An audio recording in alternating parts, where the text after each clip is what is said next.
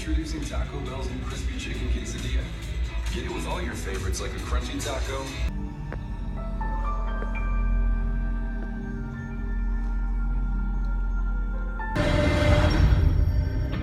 Trust nothing. Alright guys, so I did see a Bad Moms Christmas. I saw it right after Jigsaw, so let's move on to the review. So Bad Moms Christmas, it's a sequel to Bad Moms, which just barely came out last year. This was basically one of those sequels that it was just made too quickly, in my opinion. And there are points where you could actually tell that it was made quickly. And, you know, it made so much money that not only was this one of the movies that they had planned in the Bad Moms franchise, but they also had Bad Dads, which was supposed to come out this year in July. I don't know what happened to it, but we got Bad Moms Christmas. It's Bad Moms.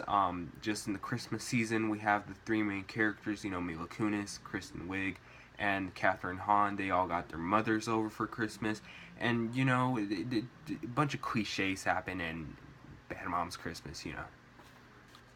So the first Bad Moms, I never saw it in theaters, but I did rent it here at home, and it was actually a surprisingly funny movie. And, you know, when I heard about this movie, I was actually kind of excited for this movie. Sadly, this movie is a step down from the first movie, and it was actually kind of disappointing. But there are some things that I liked and enjoyed in this movie. And you know, it really makes sense to make this movie take place in Christmas, because if you look back to the first movie, basically what that movie is about, it's about, you know, moms struggling to be moms. So they realize that they don't even have to follow the rules to be the perfect mom, and they just do things their own way. And it's a very similar thing in this movie. Look, I'm not trying to piss anyone off when I say this, but let's just be kind of honest. It's mainly the moms that go out and shop for the Christmas gifts and the Christmas decorations and all that. And that's what this movie is trying to kind of tell us, that, you know, once again, the moms are actually struggling to kind of make this a good Christmas for the kids and all that. You know, trying to get all these gifts and all that. That's a struggle. That's a pain in the ass. So, once again, the characters are just basically saying fuck it and just doing Christmas their own way. You know, just like in the first movie, the three moms in this movie, you know, Mila Kunis, Kristen Bell, and Catherine Hahn, they're both funny and they have a very enjoyable chemistry throughout the movie. And then we got their moms, who are basically almost the same person as they are, except Mila Kunis, her and her mom are actually quite different, but that kind of makes for like a subplot for the movie, which actually kind of makes sense. And like I said, Mila Kunis and her mom, they're both very different, and they do have an argument in this movie, which then kind of leads for the movie to kind of be from a raunchy comedy, and then it just all of a sudden just kind of gets serious, which I'll get to that in a second, because it kind of was a problem to me. But you know, it really makes sense, and it really does some character development and all that. So for that, I'm gonna give it credit, even though it does change the mood of the movie.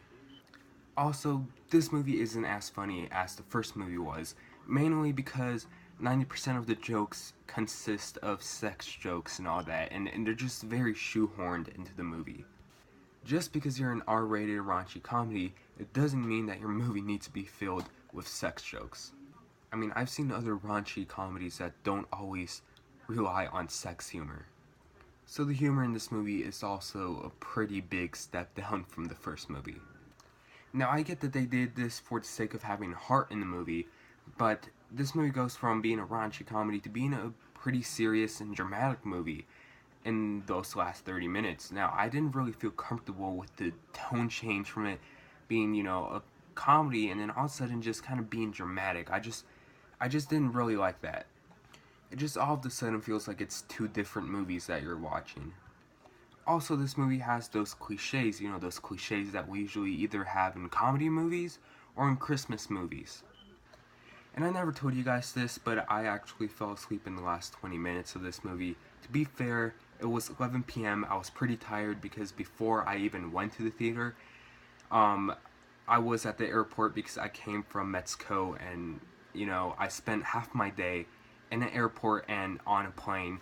And right after the plane, you know, right after my plane landed, I went to the movies to see this and Jigsaw. And it was those last 20 minutes where nothing interesting was happening, so I'm like, you know what, I'm just gonna close my eyes and listen to the movie. And it appears that I actually fell asleep, and I woke up at like 11:40, and there was nothing on the screen, no one inside the theater with me. Well, the theater was open, but like in the auditorium I was in, there was no one. So that's definitely gonna be a night that I'm never gonna forget. I mean, it could have been worse. I could have actually been locked inside the actual theater itself. But overall, Bad Moms Christmas, it's enjoyable for what it is. It's nothing groundbreaking. I didn't like it as much as the first one, but I would recommend this movie for a Redbox rental or something like that. But it's Christmas. You're gonna be in the Christmas spirit, so if you do decide to go out and check this movie out, I'd say this would make for a good matinee or a discount day, and I'm gonna give Bad Moms Christmas a B minus. Anyways, Bad Moms Christmas. If you guys seen it, tell me in the comment section down below what you guys thought about it. As always, thanks so much for watching. Please like and subscribe, and I'll see you guys later. Bye.